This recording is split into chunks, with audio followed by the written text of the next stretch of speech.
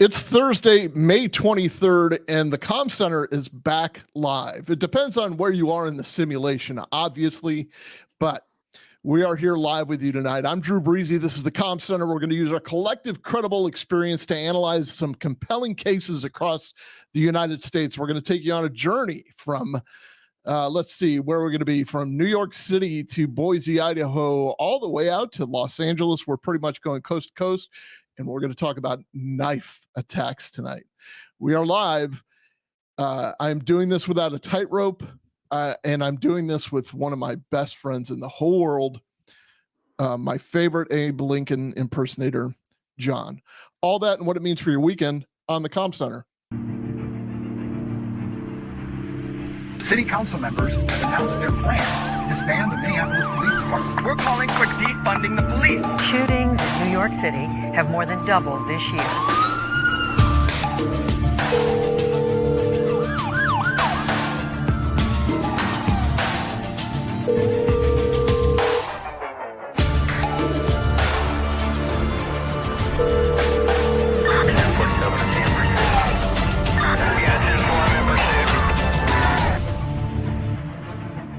Wake up, America. It's the Comm Center with Drew Breezy. It's a TV show on the internet about two best friends who take the day off from being fun-loving private detectives to reorganize the files in their cabinets from being ordered lexiconographically by case number to date of incident, and in so doing become the first non-Brazilians to achieve palpable feng shui. I'm Jon. I'm an actual 911 dispatcher in the field, fresh off of a shift which stripped away my soul and joy for life. I'm joined, as always, by former Lieutenant Andrew Baxter, known by his stage name, Drew Breezy. He's the host of the show. He brings a wealth of experience and a buttload of chastising to me personally, because he's still got all that admin going on inside of him.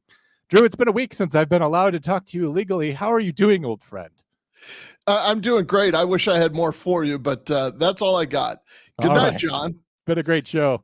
Listen, we're doing this, like I said, without a tightrope. I came under the flu of some sort at the beginning of the week. We normally pre-record this on Tuesdays, Jon, something like that. I don't want to ruin the magic, but yes, we haven't been live in some time. What's weird is that we used to do the show live. Actually, our first episode was like a slow motion train wreck, if there ever was one. And it's like, now it's like 18 months later, still not great at it. But we're going to be doing the best that we can. The good thing about it is we get to interact with everybody in the chats. Something that you podcast listeners are hearing later is that we normally these days we do an after show, right? Where after the live show is over, so to speak, like the broadcast of the show that we record, I jump on the internet, I talk to the fans, I get to know them, they call me, we talk about any manner of things, we hang out. Tonight, all those things are integrated, so we get to talk to the fans live. Drew, I have to say, first of all, I want to make a special mention, because tonight's show is about knives, and it couldn't be more appropriate, because a fan recently reached out to me. Her name is Christy.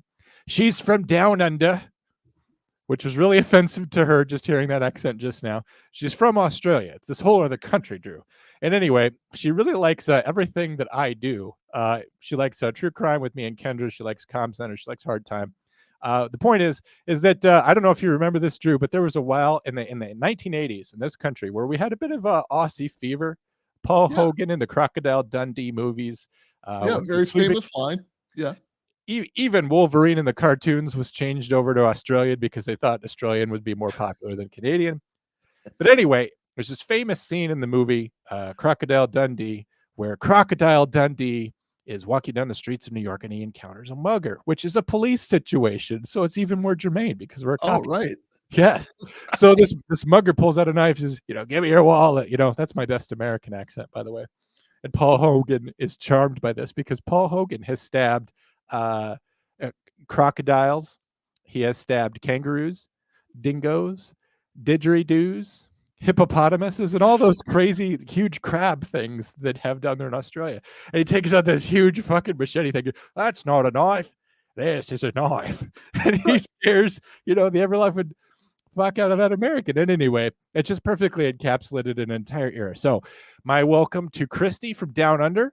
The statistics on our Hard Time podcast shows that she is the only person in the entire country and continent of Australia who listens to my show. And she's we were chatting a little bit before the show. I was telling her about how the United States owns the moon and all this. Anyway, we go back and forth all the time. She's a lot of fun. She's listening to Abby's podcast sometimes and various other things. Just a really nice person. Very cool, very supportive of everything that we do, Drew, and she's hopping on live. She's actually blowing off work right now to watch the show. So I just wanted to say thanks to our international audience, because I think now we officially have one. Also, hi to Felony Melanie, live from the Quad Cities of Iowa, almost as exotic as Australia. Who else we got? Abby from way up in the Northwest somewhere. Salamander here from Michigan, the Wolverine state. She's from the Wolverine state. I don't know what I'm doing. Also, Captain Micah, probably from somewhere west of the Pecos, if I had to guess. Those are the people who are joining us live. Also, Elijah, I used to know where he was from. I'm going to say, I'm just going to make it up because I don't remember. He's from West Virginia. So welcome, Elijah. We appreciate you representing the Mountaineer State. Thank you all for joining us on the special episode, live episode of Com Center, where anything could happen, but probably won't. Right. So anyway, I had a sore throat and I was I interrupted the whole fucking story. We were going to record on Tuesday, and I'm like, hey man, do you think we could do something live on Thursday? I mean, people have asked, like, hey, you ever going to do it live again? And listen, we want to do what the people want. We want to give the people what they want. I'll tell you what's driving me nuts, and that I'm out of practice on, is that I keep having to look over the chats over here because I really want to connect with the people. One of the ways that we connect with the people, John, though, is to have them call us at 848-COM-911. That's 848-266-6911. Nice. And we're pretty sure that it's going to work tonight. But just as you all know, if you're day ones, it's a roll of the dice. It's 50-50 at best, whether or not you will be able to call in. But we want to encourage you guys something. The reason partially why we abandoned the live shows is because no one would call in. And then when it was time, Drew got tuckered out and he would get just a little tipsy on all his NA beer. We would be like, all right, guys, that's the Com Center for this week. We hope we have real fans someday. Good night, everybody. You guys would all call in and keep Drew up way too late, and he wouldn't mow his lawn until like 8 o'clock the next morning, which is suffice to say, way too late. So if you want to call in, first of all, we would ask that you talk to us about the cases, because again, it is cool to catch up with you guys, but we can keep it about the case that we presenting for you. We actually went to a lot of trouble to make this for you, especially Drew this week. I did virtually nothing. I just got to sit around being anxious and worried about it. But talk to us about the show, but call in right away. Once the presentation starts, Abby, as soon as you have a question, just call on the phone. Just call on the phone and ask us a question. We would love for you to be part of the show. We've always wanted the show to be as interactive as possible. We achieved our goal when we had a game show once, but we've always wanted to do it again. I also wanted to say hi to Marines Blood, possibly also coming from the east side of the country. I'm not sure. And Mike Dutcher, who was our contest winner, also from Minnesota. Mike, it's good to see you here tonight. Also, if you guys want to interact live with Drew does not always do the after show, so this is your chance to call him and talk to him live. Drew is getting up there. He may not be around forever, so I just want to add an extra layer of guilt that maybe this is a chance that, do you remember your grandpa before he died? Remember all those times you should have called him and you didn't?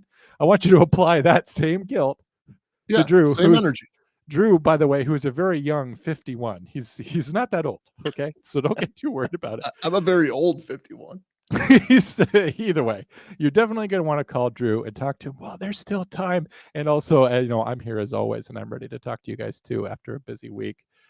Drew, did you want to talk about maybe just for these guys, remember the phone numbers 848-COM-911, 848-266-6911. Well, these guys are dialing up. Do we want to talk about what's going on with the show? Did we figure out the membership tiers? Do we want to go over the website? Well, we haven't quite figured out the membership tiers. Here's what we're going to do, though. We have, we do have a call in the queue, by the way. Abby, our friend Abby. Sweet. We have now I have secured a domain name called The Com Center, TheCommCenter, thecomcenter.com. I would love it if you would join our email list. Just get on there. We're not going to spam you with anything. Give us a fake email if you want. I don't care. Just let us know who you are. But we now have thecomcenter.com. I can't Is that a screenshot, John, or is that your? It's the real actual- thing. I just forgot that Oh, I look at was that. controlling it. Look at it. Okay, You got a whole- so you may see the words "Comm Center with Drew Breezy," the Comm Center with Drew Breezy. That's a product of something we call search engine optimization. It's not necessarily because I need your attention or the limelight or anything like that, but you're going to see it over and over and over and over and over again, because we found, or I found anyway, that when you Google the Comm Center, there's like an Indian, I don't know, like help desk kind of thing. That's THDCOMCENTER, and they're towards the top of the search engine optimization. So when you Google the Comm Center, I'm trying to get us to the top, basically. But what we've done is assembled a few of our favorite episodes. We've definitely added the playlists of the three podcasts that we completed for YouTube. One of them was the Amanda Nenegar case. It's basically just a YouTube playlist that we made into a podcast, and we did that for our 10 things that we wish you would know about emergency dispatchers. And boy, I wish that would have come in handy this week, because I've been in battle in some of the comments of some of those stupid 911 Instagram accounts, and people are just very arrogant and ignorant. You know what? I came to this conclusion. And then of course the third one, John, is the suitcase case. And that's still one of my favorites. The suitcase trilogy, we called it, though. It was longer than three. I don't know. It was longer than 3 Titanics, I think. It's very long. But fun and compelling stuff to listen to and have fun with. It's all assembled for you. We're calling those podcasts for the purpose of putting them on. And we're going to put an audio only version out, because people like series of podcasts. Like, there was a serial murderer here in Tampa. There was somebody that I used to work with that did a great series, a podcast series that just built on each episode. So though I joke about not liking doing multiple podcasts on one topic, it's kind of it kind of helps you. It kind of gives you some flavor, and it gives you some focus. So Amanda Nenegar was one of our favorites also. So what I like about this section here, where he says "Meet Drew Breezy," this is all his personal identifying info. It's actually all bank social stuff, social security number, Yeah. But also romantic stuff, likes, dislikes, turnoffs, pet peeves, things like that. For me, it's just selfies, just unabashedly vain selfies, ridiculous of stuff. me. Like my selfies. For some reason, John's got my selfies on his. Yeah, some edited selfies in which Drew's face is on my body. I don't even want to dig deeply into that, but I will say I am glad that you have been dealing with people on the internet this week, so that people could boil your blood. Some of you know that one of our new features on the show is called "Boil Drew's Blood," but that can only happen if there's adequate time to prepare assets, which there is. When you're live, you don't have time. How could you do that live? It can't be done live. So we'll be boiling Drew's blood throughout the week rather than specifically tonight. Also, should I just mention just generally how they can get in touch with us? We mentioned the comm lines. Sure. I put the phone lines closed soon as a threat to you that you only get a limited amount of time to call in. Make sure you guys are hitting like and subscribe on this video if you're watching now. We're trying to grow on YouTube. We've grown a little bit, but as it turns out, we're still trying to grow more. As it turns out, like the benchmark for what you need to achieve success is defined as always slightly more than what you have now, so that you can never feel good about yourself or feel like you're doing enough. Call us on 848. I wanted to talk to the Comm Center. Also, there's other things on here, buttons I'm supposed to push. Oh, if you want to meet Drew on the internet, on his Instagram, of course, you could do that at his Instagram, which is What Say Drew. And if you wanted to find me, you could do so at Difficult to Look at Pictures on Instagram. That's actually how my friend Christy down in Australia found me. So we encourage you to do that. Also, if you're watching on YouTube, like I said, hit like and subscribe. Rumble, we're on Rumble right now, so we're on that alternate platform. Make sure you're following us on Rumble. On iTunes, or Apple Podcasts is what it's called now. Leave a 5-star rating and review. That helps us out. 5-star rating on Spotify, always good. I already mentioned you could find us on Instagram personally, but you can also find the Comm Center on Instagram. Also on X, you can find material that we're leaving there but we are not going to interact with you on X, because I opened up X once and I immediately became completely depressed. You know, we're trying so hard to cure depression, right? All these pills and mindfulness and walking in nature and talking to therapists. Well, it turns out the cause, if you ever wanted to find the cause of depression, it's actually X or Twitter. Facebook is still an okay place, particularly if you're 39 or 40, as I am. You're probably on Facebook. So our core audience is probably Facebook age. So is Abby still on the line? If so, why don't we get her on so I can take a break? Oh, do you need a break already? So I'm still here. Here she Hello, is. Abby. Can you hear John? Don't forget, John, sometimes there's Hi. an echo. Hot diggity damn. Hello, Abby. Echo on the show as well? No, is there an echo on your end, Abby? Yes, there is. I'm very sorry to hear that. It's okay. How Just are ignore you it. otherwise? I'm good. How are you? Doing great. Recovering from a sore throat, if you didn't hear that earlier. Yes, I heard. Abby, Sorry. do you have any questions about this case? Well, I actually was going to come in on last week's case. Fair enough. Go for it. All right. I mean, subject. So you guys very emotionally covered National Police Week and how officers are, lost in the line of duty are honored. Yes. We also covered suicide. Mm-hmm. And I'm wondering how you feel about the fact that officers lost to suicide are not honored during National Police Week and are not even included on Officer Down memorial page. That's an incredibly great question. And because this is an age-old debate within law enforcement. Now, hear me out. I lost a supervisor to suicide, and they would not, he had given his entire career, his entire life to the office. I was still, I was in narcs at the time, and he was, he was the GOAT. He was just like, he was an old goat as well, but he was the GOAT. And life's tragedies had caught up to him. He had lost a wife to cancer. Then he found a new love, and he had remarried and then found cancer himself. Then pressures built up, and he ended up taking his own life. He came in one day and literally said, "Okay, I'm done. I'm retired," and walked out. And people scrambled for hours trying to find this guy because I could tell he was distraught, and he's not the distraught type. And he was under a tree, like right, a couple hundred yards away from the office, and we had no idea. So they discovered him, and the rest is history. So the reason I bring that story up is because I thought, hey, we're going to have this big honorful funeral. I mean, it's not necessarily a line of duty death, although, things, when you fast forward to 2024, things are a lot different now because of, some of the diagnoses that we actually have. But Bill was not entitled to a line of duty. Like, the office wanted nothing to do with it. The office wanted zero mention of it. The office wanted no memorial service, right? Well, right.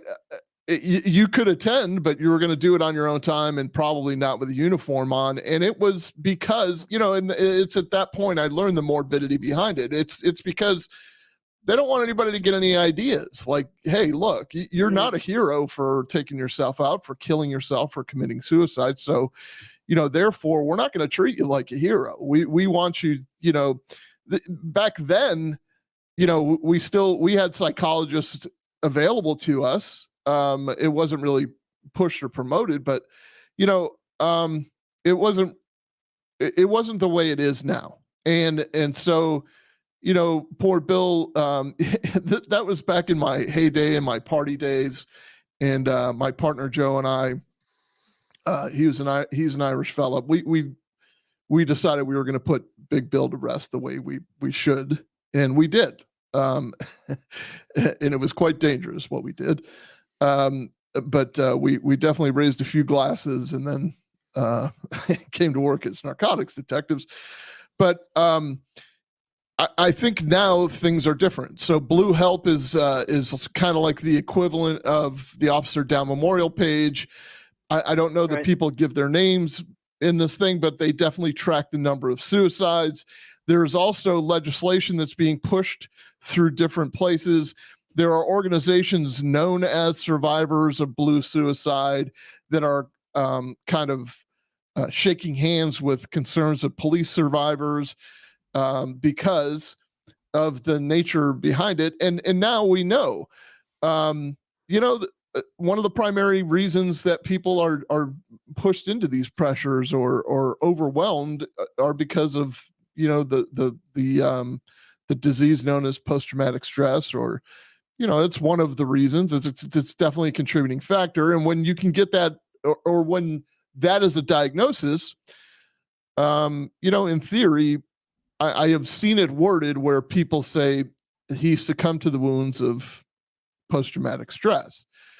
Now, we know a little bit differently. I mean, we know that that's self-inflicted, obviously. You've got to, it takes your own hand to do that, but there is definitely something guiding behind us. So as far as I'm concerned, I do think we need to start acknowledging it more, but more on the offensive of don't do this. Don't do that. Look at what this done. I wish we could have gone more in depth into police suicides last week, and maybe we will in a different show. But one of the ways to combat this suicide problem is to do forensic analysis of each officer's suicide and determine, let's find the thread. Is it really just the post-traumatic stress? Is it, were they exposed to children dying, as a common theme? Did they have, and there are findings, like there's a Dr. Violanti from University of Buffalo that has done extensive studies on police suicides. He talks about the proximity to weapons and stuff like that, right, and the alcohol abuse and drug abuse as contributing factors. Obviously high divorce rate, but what can you trace that back to also? So I think that we do need more of an acknowledgement of the suicides, but not so people will get their face on a wall, or that's how you'll be remembered. I think our profession needs to understand the residual. I do know that there's a podcast. I don't want to misquote the guy's name. I don't want to misquote the name of the podcast either. I'll share it when I have the facts straight, but it was The Suffering. It was a podcast called The Suffering, and I know that they tackled PTSD and suicide for quite a long time, and one of the co-hosts within the last week committed suicide. Oh, right. So it just, nobody's immune from this. And, I guess I'm rambling here. I want to do our part to relieve some of that pressure from within the communications area. But speaking as a retired cop, I've seen fire and rain as well. And, I've kicked a pretty harsh addiction, and still working on that. But like, I can help. I can give back in some way, shape, or form. But I do have an opinion on that. I'm glad that you asked. I want there to be something that says inside of you, you're not going to be known as a hero to all your friends. It's not necessarily a selfish motive. There's different things that different therapists have talked about, but think about your kids and think about your wife and think about I think what it boils down to is everybody always kind of says the same thing. Oh, the world's better off without me, but it's not. The world's not. That's the spiral that you have gone down. That's the simulation you're in, and that's what you believe at the moment, but it's never true. The world is not better off without you here. The world is going to suffer more because you're not here. So, John, do you have any thoughts? I do. As a correctional officer, one of my fellow officers killed himself too. And his son actually worked with us. And I remember talking to the major about it because we had a line of duty death only about 2 years before that, where someone was actually killed by an inmate. And I was talking to him, and I'm like, is this going to be a lot like last time around? Are we going to be wearing black ribbons on our uniforms? And he said no, because it wasn't a line of duty death. But we all showed up at the funeral big time. We were there with the honor guard. Officers were there in uniform, and we were a big time presence at that. And I don't know if there's like just a difference between the way corrections works and police works. There's a little bit of a different culture there. But, you know, officially, we didn't say that the stress of the job is what got to Bob. But I can tell you, having known him for as long as I did, that I'm sure that his corrections career affected him. And I could tell you that easily because he had all the things that a lot of people who end up committing suicide deal with. Divorce being probably chief among them, separation from his kids. My corrections career caused or contributed to me being divorced as well. So, and me going through a really dark time. For a while there, I was on the same path as Bob, but I got out of corrections and that helped me a lot. But we did show up and recognize him, even though we didn't say it was a line of duty death. So I just wanted to mention to agencies out there that you can honor someone as having fallen without having to acknowledge that if for whatever reason you can't. If you don't want to glorify it, like Drew said, I understand that, but you can show decency and respect as an agency to your people. Drew.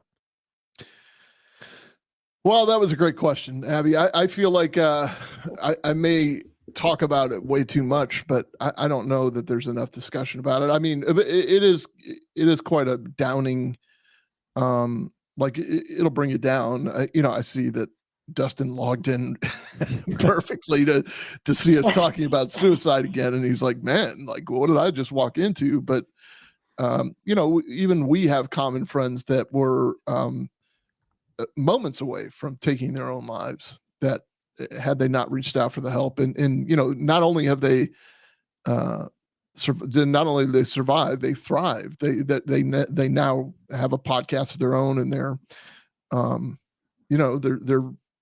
changing things in their lives, but changing things in the people around them, which is the most important thing. I mean, look, we're always here.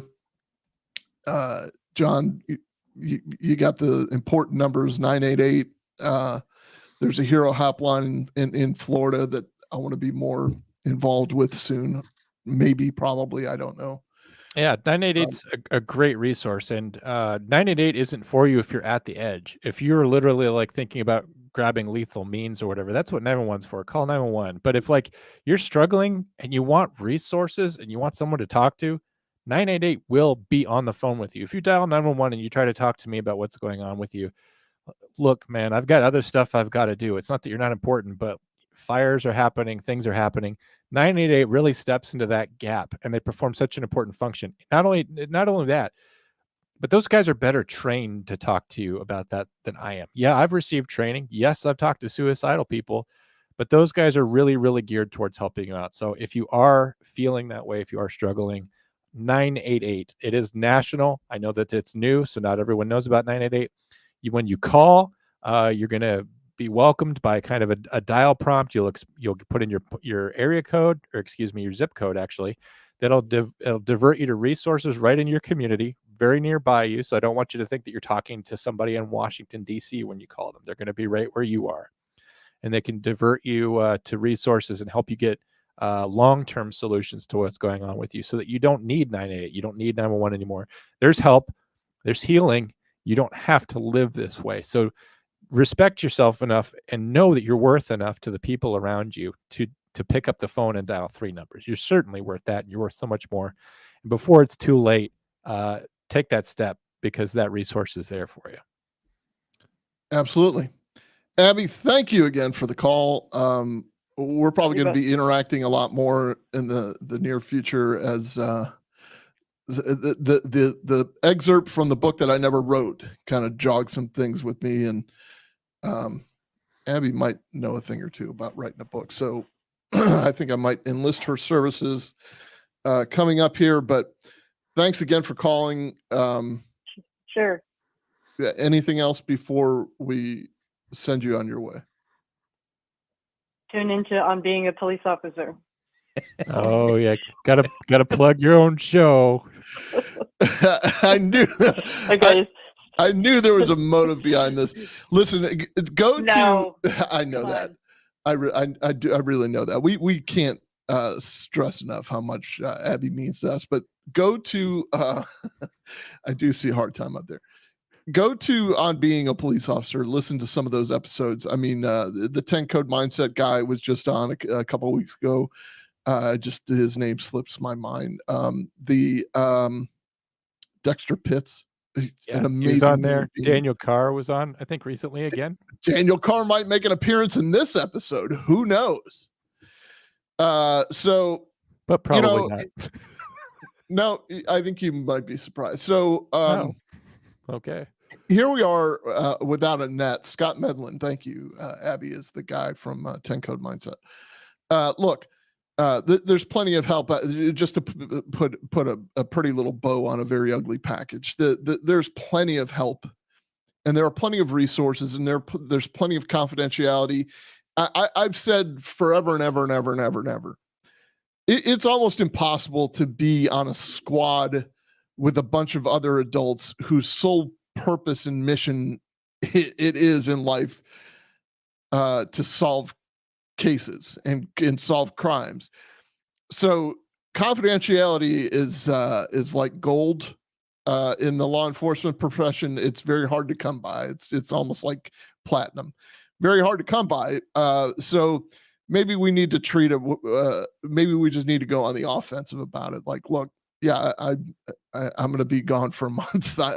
I'm heading to a horse farm in Ocala. I just, the stress has got me. It's either that or the alternative. So, I don't know. We've got to come up with a solution. I don't know that we'll ever come up with a full solution, but we have, John, one of the stressors in our career is the fact that people don't necessarily respect law enforcement, and they don't.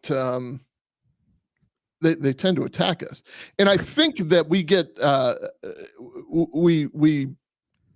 we're getting better in local news, at least, about talking about police officers that were shot. Now, there are police officers that are killed in the line of duty. God rest their souls. They are shot. Then there are officers that are shot like on the daily. That's why I keep sharing those things from the National FOP. Man, there was just somebody this morning that was shot. Like, we're getting shot at a very alarming rate. So I think that what's getting buried in that is the number of times that we're being stabbed or the number of times that we're being slashed. I don't know that we need to compartmentalize these things, or I don't know that we need to put them in silos and say, obviously we do for statistical purposes, but an attack on an officer should be an attack on an officer, and it should be reported the same. Statistically, it should be reported the same in the news, and if they're on the rise, murder, So that was kind of the impetus for what I put together for tonight's breakdown. There's just a very eerie kind of video at the end that I think is it's just so it's so scary in a sense. It's telling. But here we go.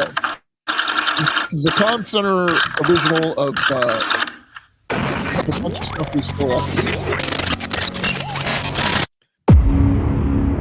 So the first case comes to us from the Boise Police Department. It was back in August of 2023, which was a mere 9 months ago. You're going to hear the 911 call first, and then John will talk about the 911 call very briefly. This is Jeff. What's the address of your emergency? There's some stalking going on. Guys outside. What's the address, sir? Tell me exactly what happened. I probably shouldn't call this. Okay, so if you don't understand, I can't tell you.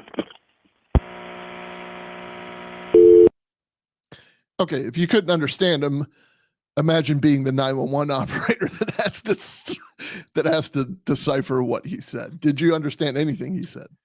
No. If this is me hearing that just now, I'm calling him back because I don't really have enough to go on. I guess that we've got his address that was redacted, so I'll probably get somebody going that way for an unknown trouble call of some kind. He sounds like he's in distress, but I don't really know anything. I can't really make anything out of that at all. But I'm assuming that he's in some kind of problem. He's having some kind of medical problem. It sounds like just difficulty speaking and all that. Other thing that just kind of annoys me as a 911 dispatcher is that you ask someone, where is their emergency? And all they can tell you is what's happening. I had that like 10 times today. So Yeah, let me just vent that real quick. So, I mean, thank God for subtitles. That's the only reason I knew. He's just like, look, I got to report a stalking. There's some stalking going on. And then towards the end of the conversation, he's like, he basically said, I've said too much.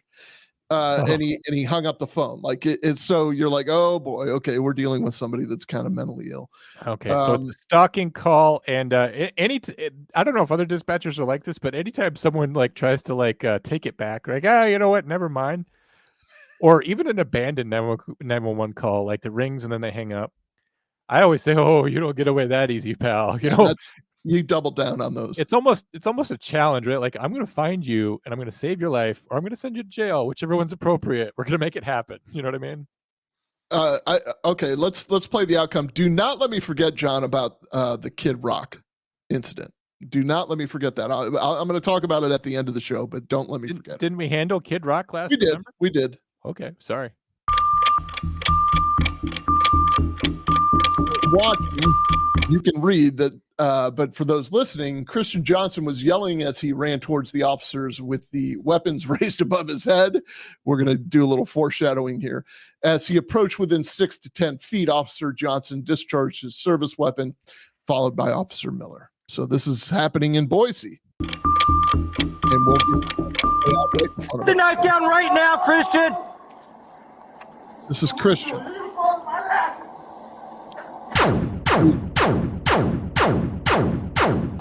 I have altered the sound of the guns. 27 shots fired, suspect down. I did honestly, that Drew, for you, Drew, the laser sounds just made it fun. I feel like I'm watching an X-Men cartoon. I kind of thought that it would, John, and I figured you would like it. It's sort of Doctor Who, sort of Star Trek.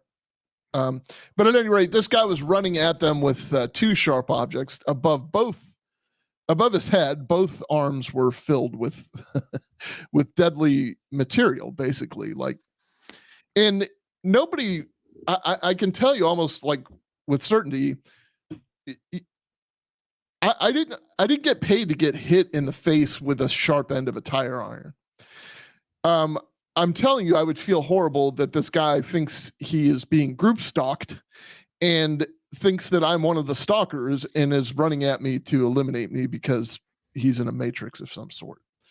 I don't know how you live with guilt like that. I mean, and I'm only saying that because I don't live with guilt like that, but I mean, those officers obviously have a lot to think about now. And I don't think, it's as clear cut, just like, a couple months ago, there was the poor autistic boy that took a run at the deputy sheriff with a shovel in his hand. And what gets reported is the autistic boy that was killed by police but we're not paid to take the shovel to the face. That's in the cartoons. Yeah. And it's just all the way around a brutally sad situation. You don't want to take somebody's life. People underestimate the heaviness of what that entails. So there's that. I think you're right, Andrew, and I think this is very timely. I mean, I think it was only last week that a Washington State trooper was involved, an officer involved shooting an I-5. There was a guy, they're calling it a road rage incident, right? They're not calling it attempted murder. He attempted to ram two Washington DOT employees on the side of the road with his vehicle, which is vehicular battery, attempted manslaughter, some kind of attempted murder. The news is calling it road rage. I don't know what's come out in the news since then because I'm not paying super close attention to it, but you know how it's going to be, Drew. Like you said with the autistic kid, they're going to focus on what his moment of crisis was like. What were his disabilities, his disadvantages in that situation? to understand police officers.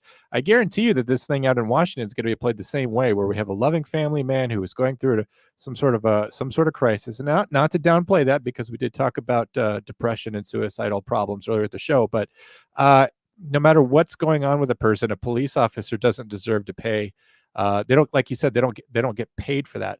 And this guy out in I-5 at some point was holding a hammer. So a very similar situation. I'm not sure he was holding it at the moment the weapon was discharged, but this happened just as late as last week, Drew.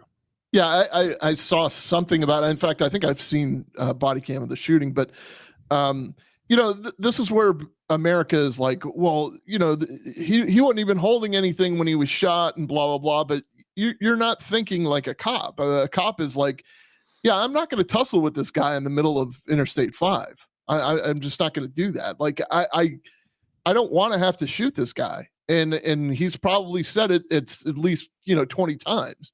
Don't make me do this. I don't want to do this. Just get back. And the guy is full on challenging him. Like, I'll whoop your ass kind of challenging him. And, this is not like, well, we just wanted to put a quick end to this, so we just put him down like a dog. That's not what happens.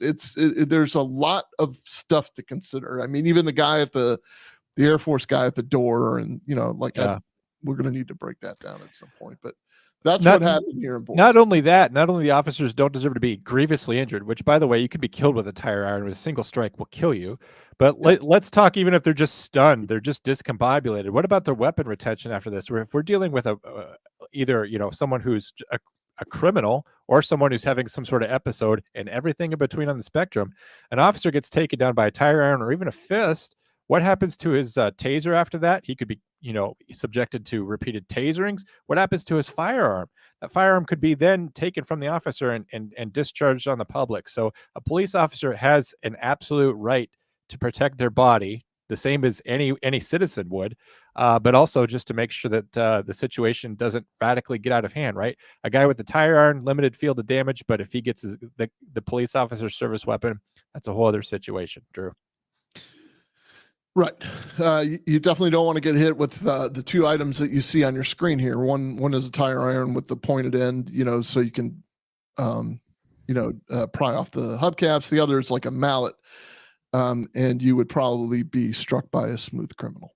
Units code 3, Lieutenant Sergeant code 3, medics code 3. Boise Police Department in Idaho. That was August 3rd of 2023. He was armed with a knife and a hammer. We call it, I'll call it a knife just because of the sharp end. I think that's what they ended up saying. But methamphetamine use was definitely suspected. The suspect is dead in that case. The next case is coming to us from New York Police Department, December 23rd, 2023. You call the police?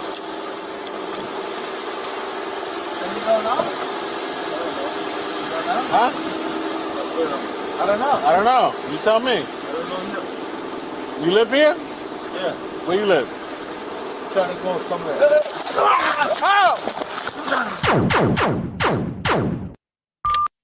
Had no chance on that one. Yeah, and I don't even want to replay that. This is the whole point of this one is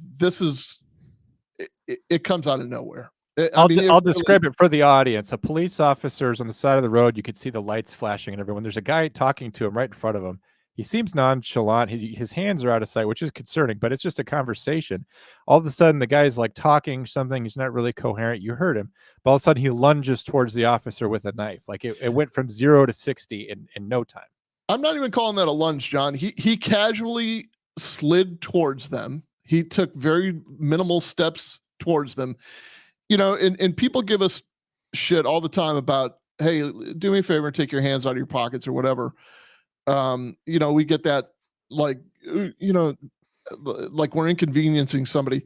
Well, he didn't really have his hands in his front pockets, but you could see him shuffling around in his back pockets. He's not really answering the question. And he did literally, if you watched it, maybe you saw it. If you weren't watching, or if you're listening to this, he did like a no-look stab. He wasn't even looking at the guy. His eyes. And he had this huge knife, and he stabbed one guy in the neck. He stabbed the other guy in the temple. Both officers made it. By the way, this suspect, they didn't know who they were dealing with. had just killed 4 of his family members, and Wow. there was a 5th that survived. So, they're dealing with this guy. He's just like, yeah, I'm just trying to go somewhere. And they're like, are you the one that called 911 or what? Like, they're just trying to get this information out of him. And he just casually walks over and shoot, just starts stabbing him. I mean, like, insane. It's scary.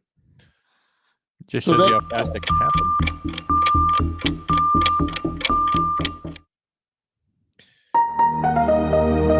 We'll take it right back to NYPD, March 8th, 2024.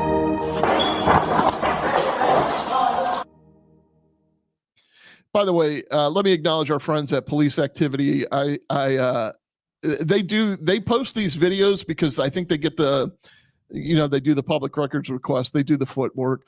And they don't monetize there. They monetize on Patreon. So, please subscribe to their Patreon. I do enjoy Police Activity videos, and I enjoy using them because I definitely don't mean any ill will by using their videos, and we use the publicly available stuff too.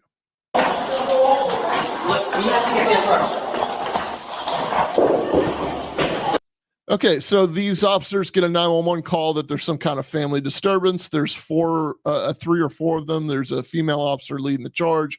She's putting on her gloves as she's running up to the 2nd floor.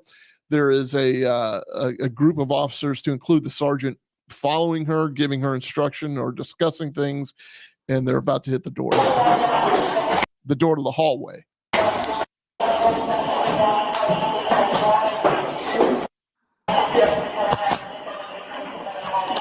Whoa, put it down.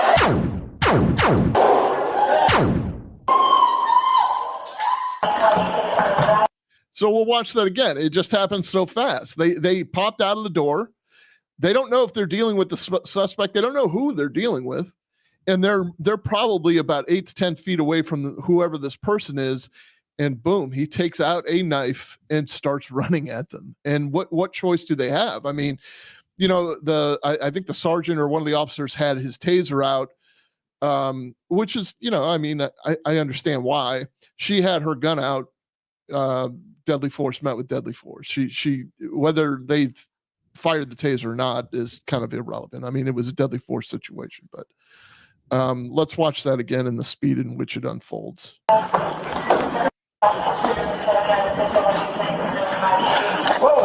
Whoa, put it down.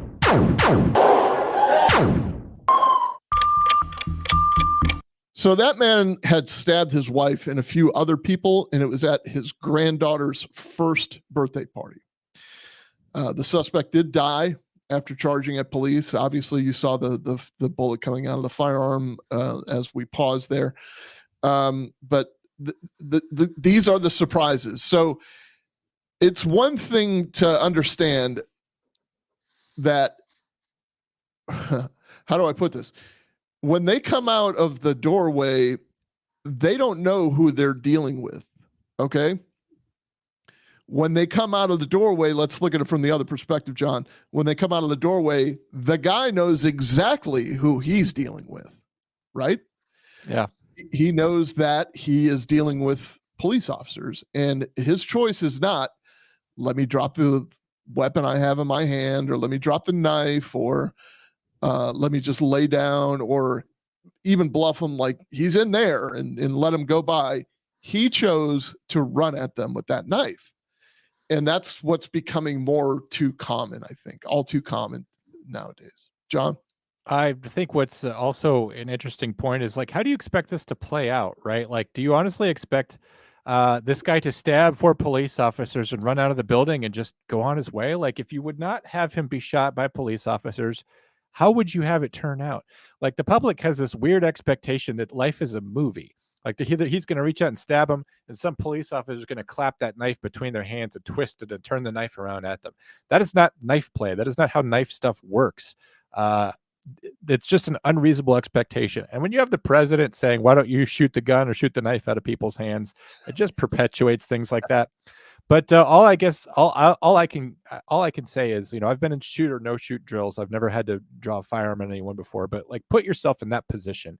If someone's running at you with a knife, what would you do to protect yourself? How far would you go to protect your safety or someone you love or someone you care about or a stranger. And I think that's all these police officers are doing. I don't think that it's anything extraordinary, and yet the public seems to have this perception like they shouldn't be using their guns. Right. I mean, what do you want us to do? Yeah. On to the next one. Well, let me point out too, that was March 8th of 2024. That was not that long ago. I mean, excuse me, they're happening more frequently. Yeah. Bridgeport, Connecticut, Bridgeport PD, May 16th of 2024. All right, so there was an officer-involved shooting in Bridgeport, Connecticut, and this one, not even the worst anti-police activist is going to have a problem with. So multiple neighbors called 911 and reported that a guy was in the neighborhood banging on doors, acting erratically, and he was armed with a knife. An officer arrived on scene and made contact with the individual, a 49-year-old named Dale Stevenson. The officer tried to have a conversation, but Mr. Stevenson, he just wasn't feeling real chatty.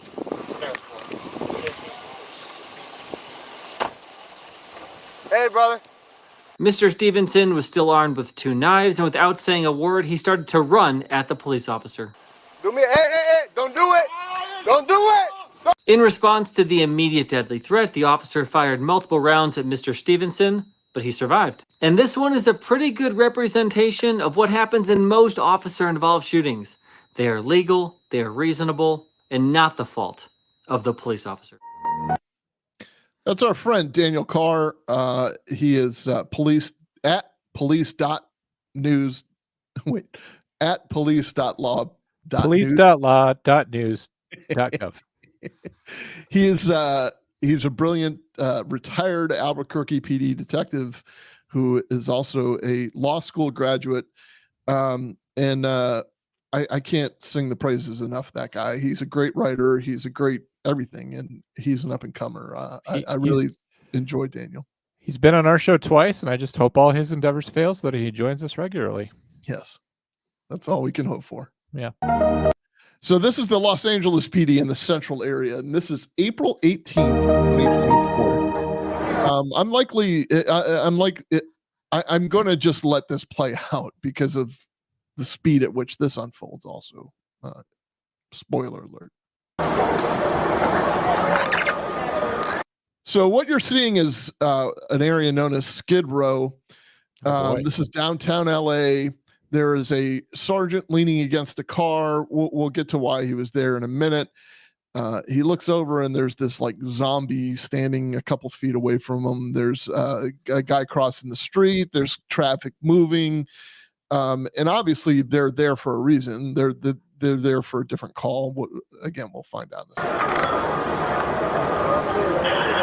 Unit 450 man at San Pedro at 16th Street. The suspect male, white, black shirt, green army pants, is going in and out of the middle of the 16th. Oh, okay. Was that the guy she was just talking about on the radio by any chance? Right. So Karen and I had to break this down a little bit further last night when we were preparing for this. She said over the radio, because that's what somebody reported, that he had a black shirt on and green army pants. Kara's thinking green camouflage pants and is focused on the yellow shirt, not the black overshirt, which is very easy to do. But this guy is like literally a couple of feet away. And it's who they're calling about on the radio, saying that he's a menace in traffic. He's wearing a black shirt, green army pants, and he's running in and out of traffic and getting violent towards people who aren't giving him money, as it turns out. So I stopped it. Let me rewind it just a little bit, and we'll see how it plays out.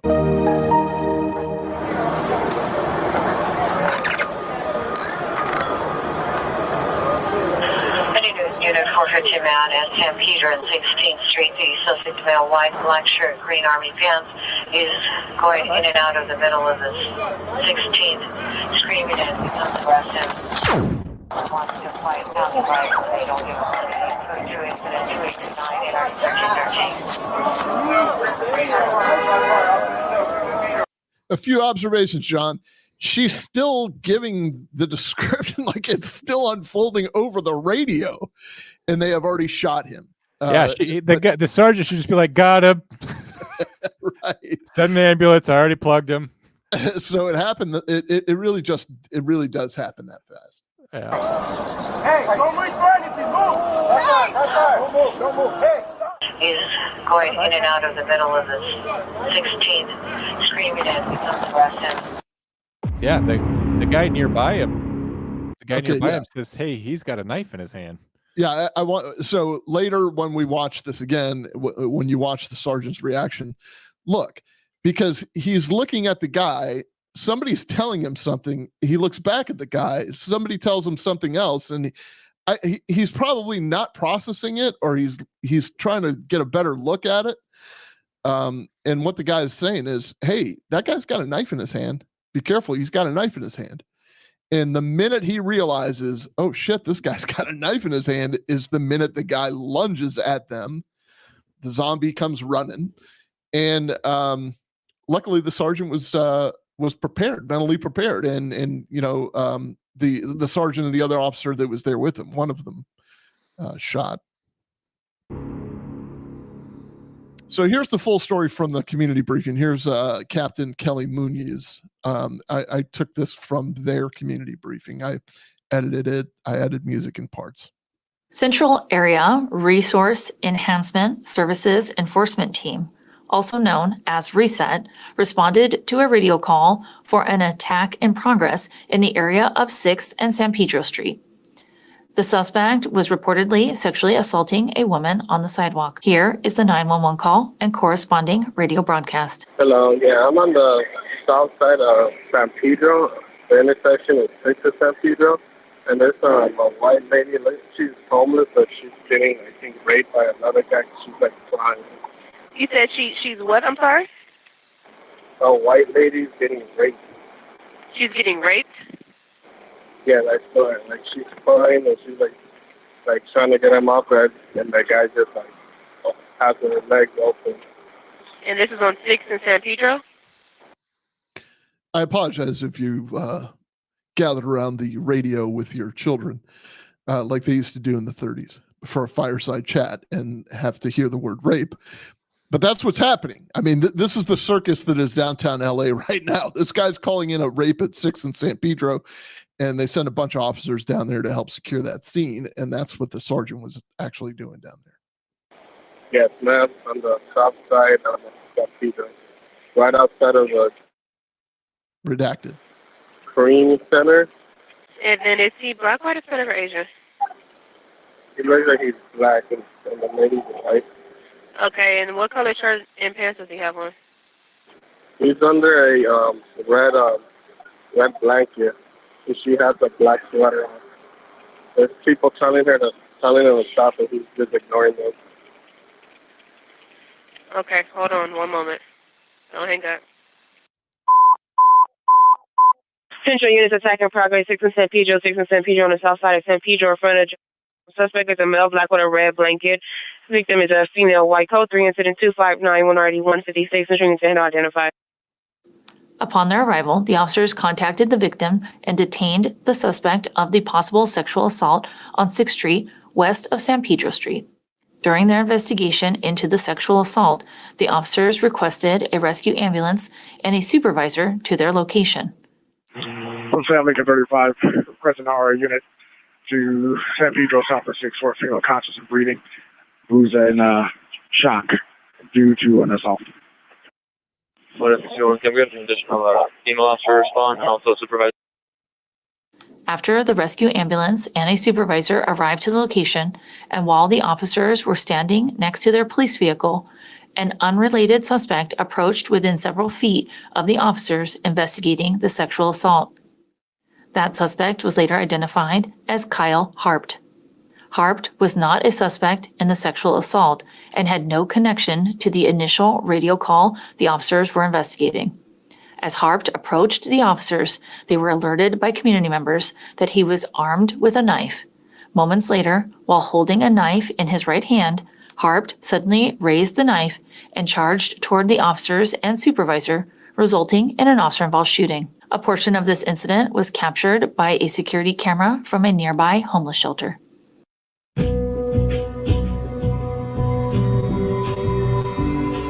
All right, I kind of added some music in here just to make the video more appealing because they're doing it to inform the community. We're doing it to inform an audience, but for edutainment purposes. Take a look at what's going around here, though, John. Like, there's a group of people, to include officers, standing around this sexual assault victim, probably. They've got to have this guy detained at some other point. I think in the center, upper center of the screen is a police car. So that's where the sergeant is standing by the red tent. It may very well be that the suspect is in the back seat of that car, that it could be in the middle of the other car. But take a look at what else is going on around that whole area, especially when I press play again. Right smack dab in the center of the screen right now, you see a little kid, probably about, I don't know, 7 years old, with a backpack on. You'll see somebody follow that young child that you assume is with the child, but then they circle back and start dancing for some odd reason behind the officers that are tending to the sexual battery victim or whatever it is. And then you'll see a parent pushing a stroller not far behind the crazy person. So this is LA, downtown LA, Skid Row. This is like a 9-ring circus going on right now.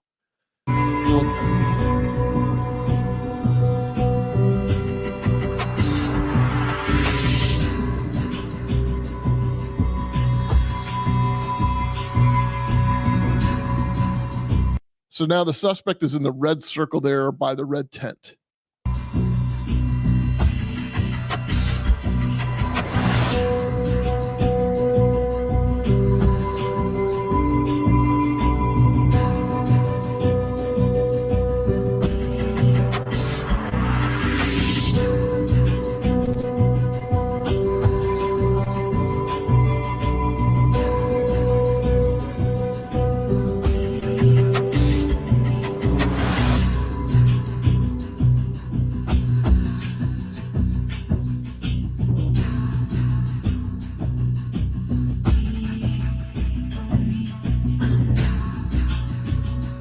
Quickly it went down.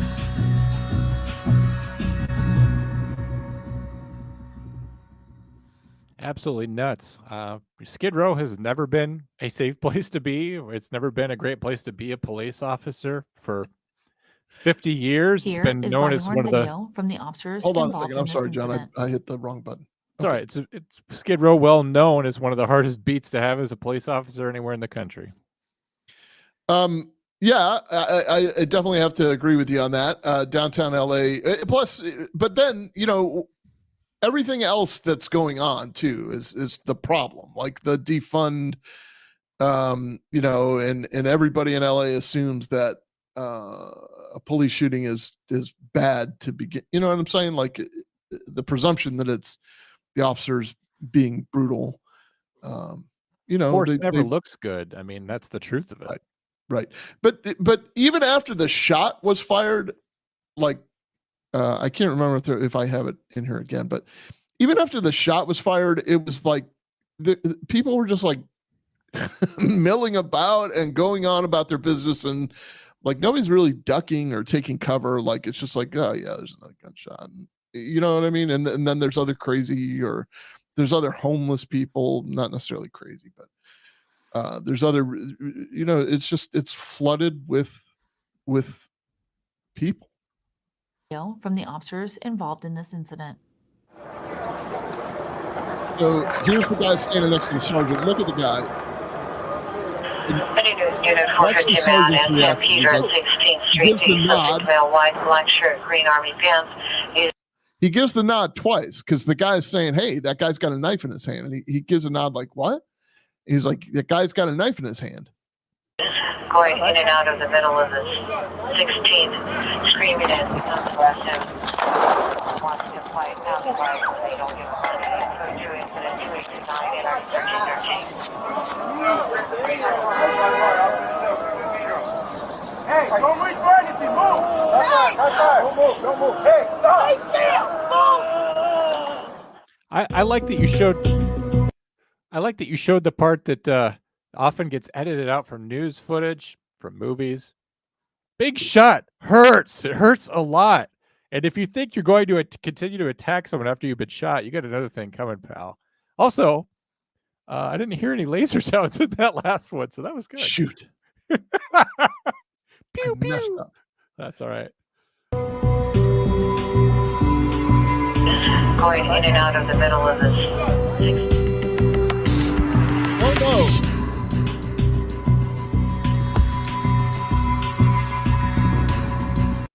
I do want to point out that this, if you're a cop, pay attention to this sergeant. I mean, like,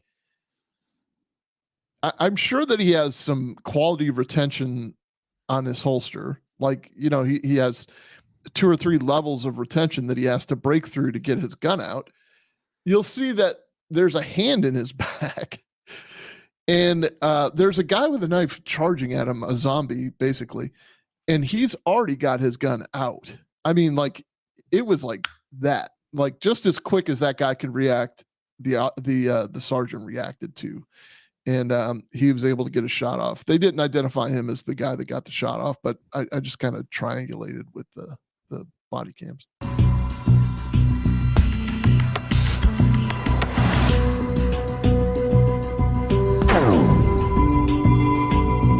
That was a slowed down laser. It says this is the following is a body worn camera from another officer that responded. But, you know, if you do the math, if you triangulate like I did, I think you'll see that it's actually the sergeant. Unit 450 man at San Peter and 16th Street, the suspect male, white, black shirt, green army pants. He's going in and out of the middle of the 16th, screaming at the rest of them. Flight, County Line, document line, code 2, incident 2829, NRD 1313. Oh, shit. Hey, right. Don't reach for anything. Move. Right fire. Hey, stop.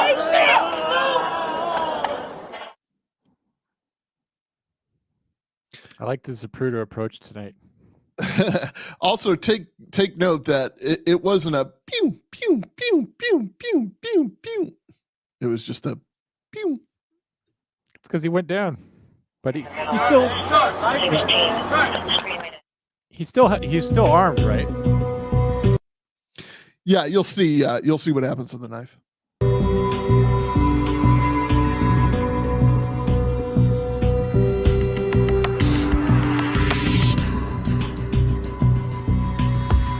So the knife, as soon as he hit him, what a shot! What a shot! Like, no pun intended.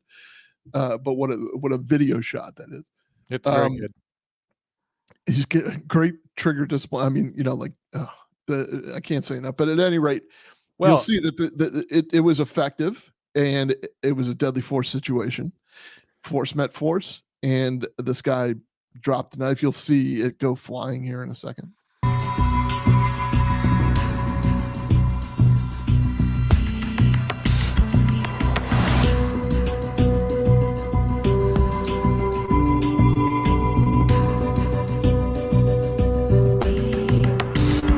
Barbed was struck by gunfire, dropped the knife, and fell to the ground.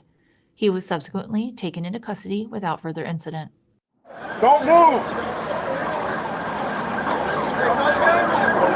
Hey, 1FP 22, let me get an RA. So this is a discussion we've had very recently, John. Like, you gonna handcuff this guy? You just shot him. Yes, we definitely need to handcuff this guy. The knife is gone. Hopefully, he doesn't have any other knives on him. And as soon as rescue gets there to treat him, which it looks like they're pretty darn close, you know, we'll be able to either uncuff him or whatever. But you know, we're going to err on the side of caution on this one.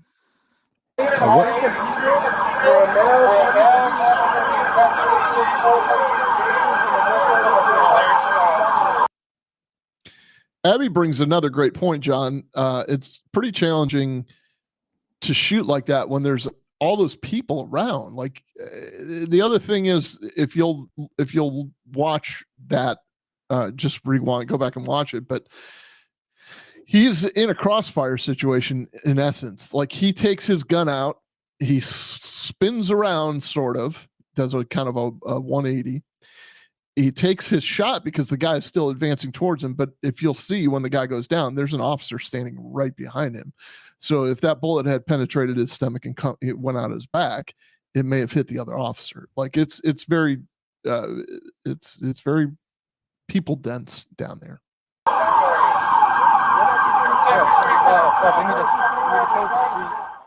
Los Angeles Fire Department paramedics transported Harpt to a local hospital where he was treated by medical staff for the gunshot wound he sustained as a result of the officer-involved shooting. While there, medical staff determined that the wound sustained by Harpt required admittance to the hospital. Investigators recovered the 8-inch folding knife with a 3.5-inch blade Harpt was armed with and booked it as evidence. On April 23, 2024, the Los Angeles County District Attorney's Office filed the following charges against Harpt: 1 count of attempted murder of a peace officer and 1 count of assault with a deadly weapon on a peace officer. Kyle Harpt is a 32-year-old resident of Los Angeles. That's our presentation for tonight. We have a caller. We're going to take this call right now. I don't know who it is, and we are just going to roll the dice. So I see you are calling from a 608 area code. Who might this be? This is Felony Melanie. Hi, Felony Melanie. How are you? I'm great, Drew. How are you? Great. What'd you think? Well, I know how dangerous these knife calls can be, but I have 2 questions for you. Go for it. So the first one is, could you explain the 21? Oh, yes, absolutely. And it looks like she dropped. Damn it. She had 2 things to ask. Call back in. Yeah, she can call back in, or she can put it in the chat, or she can call back in. The 21-foot rule is a distance that is recognized sort of by the profession, by the courts, court tested, that your reaction, hold on a second. I think we got her back. And you're back. Are you? I am back. Sorry about that. That's all right. So the 21-foot rule is recognized by the courts as a distance that your reaction time from your gun being in your holster to somebody lunging at you, 21 feet is the closing speed at which you will be stabbed. So if they come within that 21-foot circumference, so to speak, that 21-foot bubble, and they have a gun, and they have a knife out, obviously if they have a gun and they're within 21 feet, they can harm you. But it's widely accepted that, this being within 21 feet means that they can lunge at you and you can't get your gun out in time to react to it. So it's more for like the formalities of use of force, like what was the distance the suspect was at the time. Was the suspect lunging at you?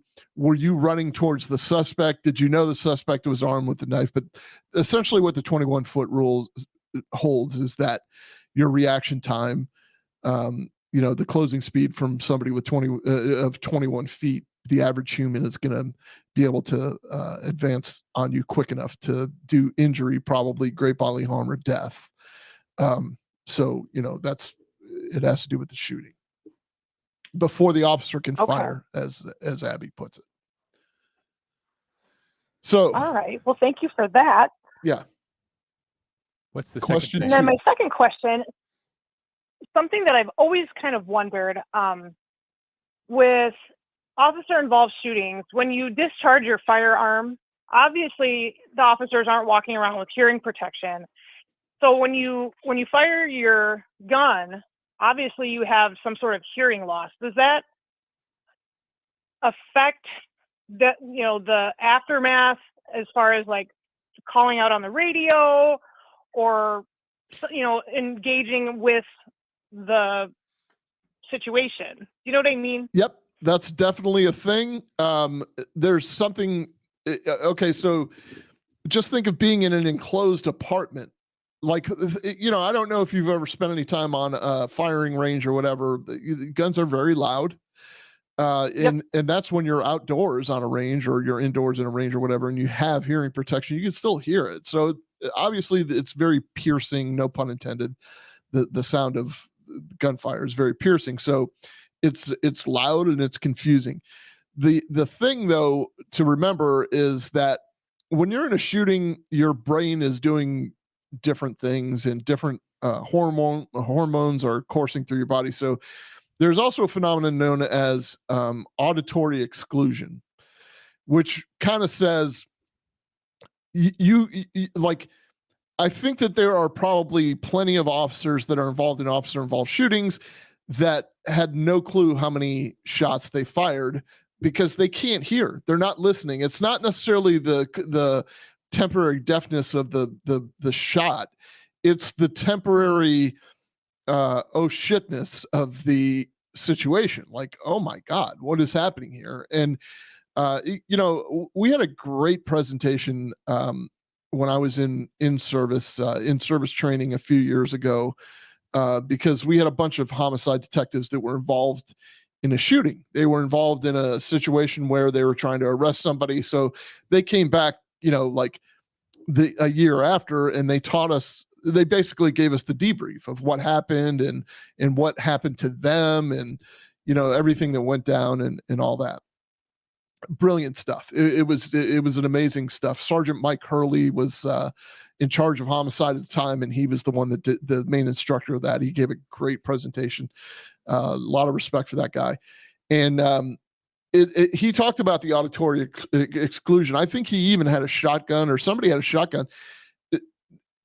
He could not tell you how many rounds went off.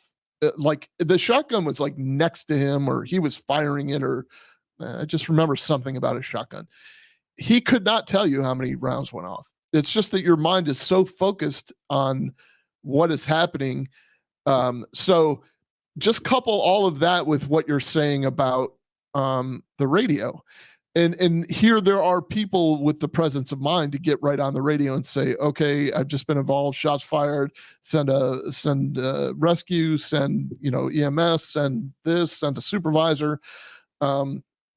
People are going to handle things differently, but that is definitely a thing, especially if you're in a closed area, like in a hallway, like those officers in New York City. Two great questions from Melanie. John, do you have anything to add? I just wanted to say thanks for giving us $10. I really appreciate all the super chats. You're welcome. I know that last week I brought in, let's face it, gang, a lot of money, a buttload. And Drew was very jealous of that. He's like, this is the Cobb Center with Drew Breezy. And if I have it my way, it will be only Drew Breezy. So I appreciate you guys dropping some pity money on him tonight so he doesn't feel so bad. And Felony Money, you're always leading the way with that. Thanks for being such a big fan. Thanks for always just supporting every single thing that I do. You seem like you're possibly near the top of all of them. So thank you for everything. If you're listening to this or you're watching this on YouTube after the fact, if you're in a different part of a simulation, as I referred to earlier, there are super stickers and gifts that you can leave us if you feel so inclined. Like, it's basically like passing the hat, and you don't have to feel left out that you weren't able to hear to give us the super chat. You can definitely do that. After you could also DM me on Instagram. I'm happy to send you my Venmo. Right. We may end up sending out our Venmo because YouTube does take a significant amount of. YouTube takes a lot of it, and they spend it on causes you hate. Yeah, they do. So like saving puppy mills. Yes. But thank you, Felony Money. Thanks for calling in too. You helped add to the show, which we appreciate. We always appreciate that. Thank you, Fel Mel. A super fan of ours, I would call her. Wouldn't you? Yeah. Yes, of course. Anyone else call in tonight, Drew? Nope, that was it. We just had the two. Okay. And two, actually 4 questions between them, and amazing questions. Very interactive. All right, guys. Well, thank you for joining us for a live episode of the Comm Center with Drew Breezy. Hold on, John. What do you got? You got a new surprise? No. Kid Rock. I was right. So if you follow these, like, I feel that Comm Center needs engagement on Instagram. You know, I'm appreciative of any engagement we get from the people that are listening now and whatnot. But I'm actually going out to other, you know, like dispatcher type pages or pages that do 911 audio for profit, you know, those people that have zero experience. And what they like to do is throw a Molotov cocktail of a call and let all of America or all of the globe actually comment on how horrible dispatchers are. And it's kind of driving me insane. So I listened the other day to the Kid Rock call. And we used that in our game show, which was called Call My Bluff. That's another episode you should go back and watch if you haven't watched it already. Complete playlist of all of our stuff on YouTube. Check it out. Anyway, somebody's posted this Kid Rock thing, and he just keeps saying, "Send an ambulance now! Send me a effing ambulance! Just send me a god dang ambulance!" And he keeps saying it over and over and over and over and over. And then the lady is like, the operator is like, still trying to get information out of her, out of him, because what happened was there was an ATV accident on his property. His assistant was shit-faced and rolled an ATV. And so now he's panicking and freaking out, calling 911, maybe a little intoxicated himself. Who knows? I don't know that. But he's becoming verbally abusive to the 911 operator because in his eyes, they're not sending him an ambulance as he demands. And after all, he is Kid Rock. And what other information would you possibly need for that? So I fell for it. I was like, first of all, this call was from like 2016. So obviously you're just fanning some flames. You're just trying to make this dispatcher look bad. But some of the comments were like, and she had the nerve to say that yelling will do you no good. And then somebody else is like, what is wrong with these crazy dispatchers? Like, he's asked for an ambulance like 5 times. And I'm like, so I just did a general comment, like, look, somebody asking for an ambulance is kind of generic. Like, a few other questions need to be answered. Is this an air med situation? Do we just need to send BLS? Alert, breathing? Is he trapped? Is he crushed? Is he bleeding? Does he have any obvious deformities? Is he alert? Is he talking to you? Even the address is not enough, because if he's in the woods, John, behind the house at the address, when they get there with their stretcher, they're going to realize, look for responders. We need a backboard and we need an ATV of our own, and we need all right. Or God forbid he's in some type of lake or something. You're going to need a John boat and all this other stuff. It's necessary to get all this information, and people just aren't giving you the information because understandably they're panicked, and you know his life is flashing before his eyes, and he's watching this guy die, you know, right before him. But the dispatcher is just trying to get information out of him, and he's just yelling and screaming, and everybody is siding with Kid Rock on this one for some reason. And I could tell you why. I came because he's a cowboy. Well, that's a good line. I think I did that to you on the last episode, so you got me back. I don't know. Did you? I could tell you the reason. Go for it. People don't fucking trust me to do my job. When somebody falls off an ATV, crushed, thrown out of a car, something terrible happens, I get it. Like they're voicing their anguish and their frustration, the need for help. It comes out as anger. It's my job to see through that, to focus them. And by saying, you know, yelling's not doing any good, because case in point, yelling doesn't do any good. It's my job to get that person to focus in, answer my goddamn questions. But when someone in the YouTube comments is looking at it, they don't trust me that I'm asking the stuff that I need to know. No one understands. When someone says a 911 call for help, they believe that the caller is the most important person. I'm gonna step out on a limb here, Drew. The most important person is the 911 dispatcher, because they know exactly what to do. They know what questions to ask to get the right resources there. The 911 dispatcher is the expert in the emergency, not the scared shitless person that can't fix it themselves. The helper, the 911 dispatcher, is the expert, and they're the most important person on the call. All right. So I came up with this analogy, John.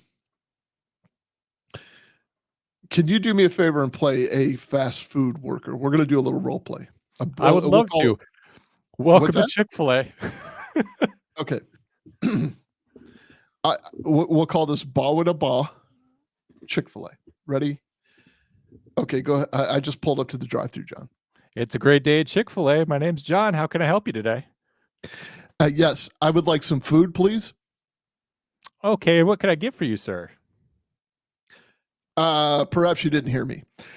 I just said that I would like some food.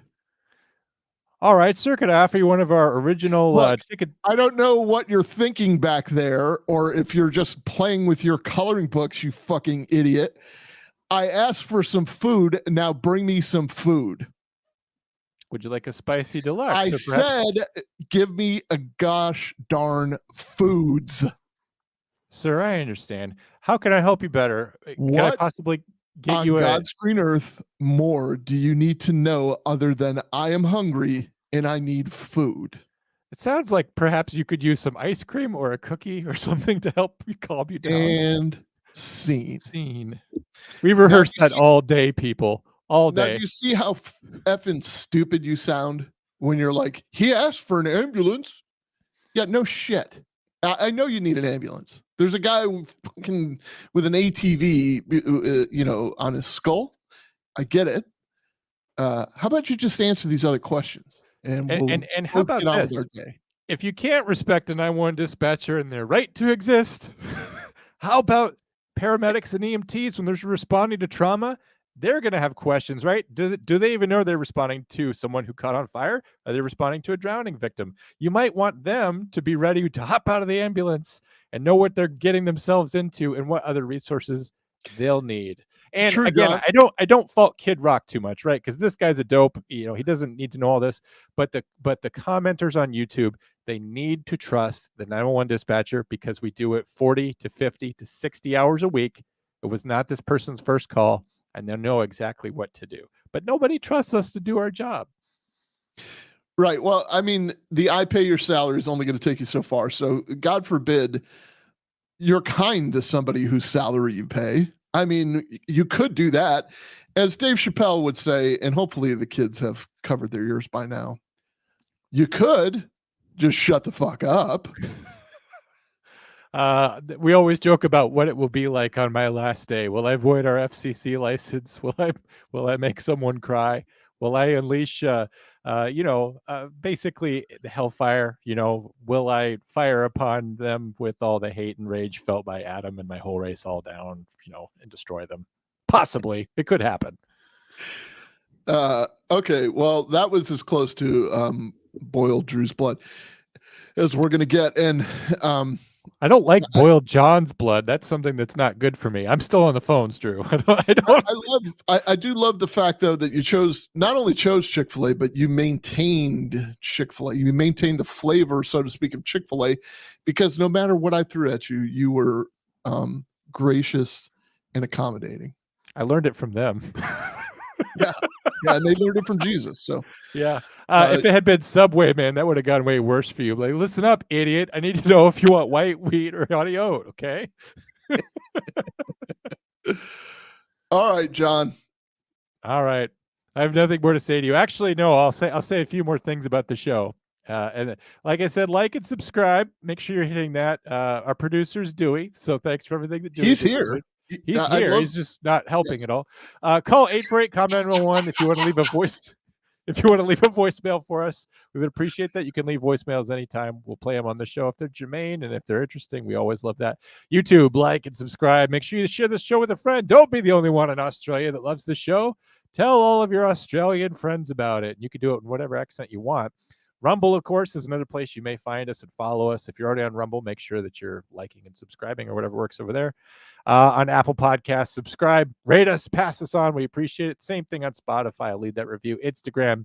You can find us at What Say Drew. Difficult to look at pictures and the Comm Center. We always appreciate interacting with all you guys, especially those of you who are overseas or just in the next state over. We love all of you, Melanie, Christy, everybody out there. in the commandos, the communists, as we used to call them. Also on Facebook, a robust Facebook group in which we interact, and I get notifications every day to the point where I have abandoned my own personal Facebook because they're linked together, and now I get more notifications for Com Center than I ever do for myself. So who wrote that? Who wrote ham with an L? Oh, Only I don't know. do Maybe it was me. It was definitely me. So I write ham that way. That's so bizarre.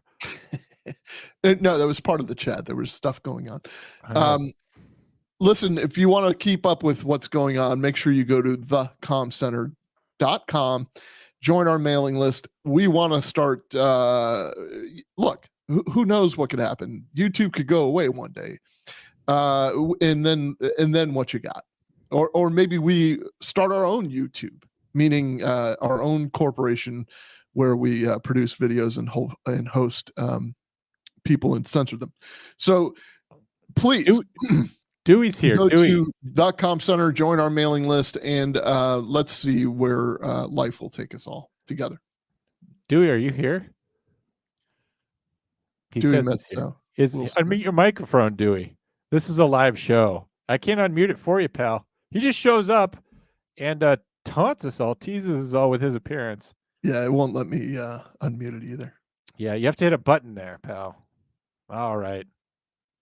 All right. He's still learning the biz. He's probably going to tell us about that story with Will Smith finally. And look, we're not going to get to hear about it. Wait. All right, guys.